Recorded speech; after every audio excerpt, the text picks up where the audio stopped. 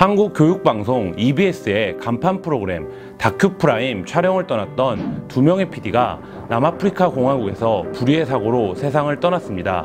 지상파 방송사들은 아프리카로 동물 다큐멘터리를 찍으러 갈 때 최소 7, 8명이 한 팀을 이룹니다.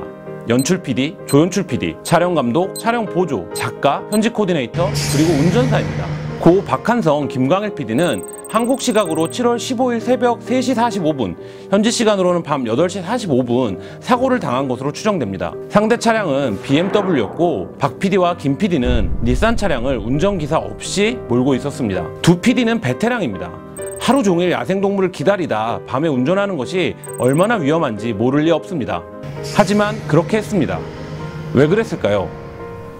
제작비가 부족했기 때문입니다. 독립 PD들이 해외 나가면 현지 가이드들이 깜짝 놀란다. 하나같이 다 국제 거짓골을 하고 오니까 캐리어를 끌고 카메라 조명 장비 다 짊어지고 내가 한국에 땡땡땡 방송국에서 왔다 이렇게 얘기를 하면 해외 현지 가이드들이 안 믿는다는 겁니다.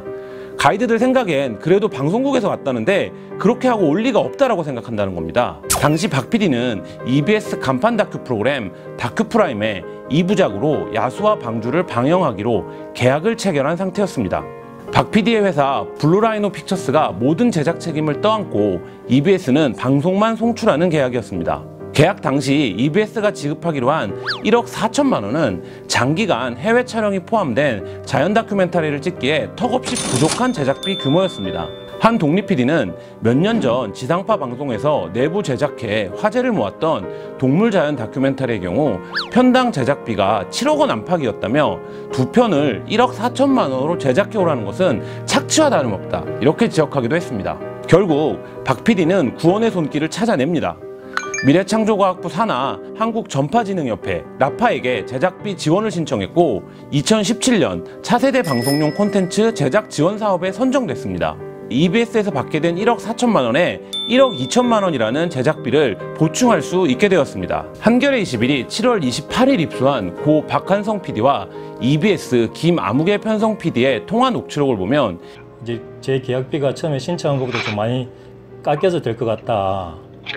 그래서 뭐 이런 깎이는 부분은 뭐 내년 초 연초에 뭐 컨텐츠진흥원이나 뭐 라파나 제작 지원 한번 해봐서 같이 충당해서 진행해보면 어떻겠느냐.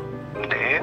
김 PD님께서 말씀해 주신 거 기억나는데 이렇게 협찬을 나오거나 뭘 하면은 뭐 40%를 먼저 이쪽으로 상납하고 그 다음에 20%를 이제 제작 지원금 형태로 다시 되돌려주는 그런 형태로 보통 되는 거거든요.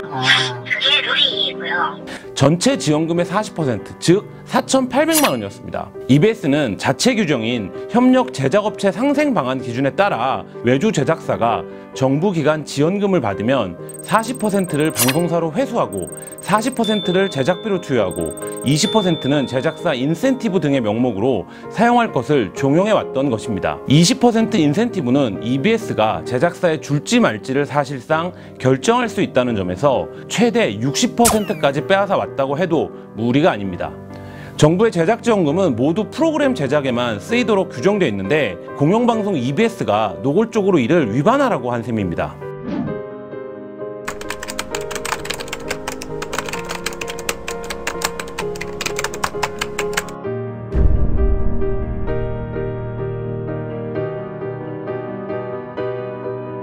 저희들은 이 건은 계약 위반이라고 봐요.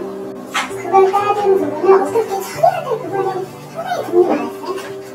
첫 번째 소득주 1항이 위반됐다고 보고요.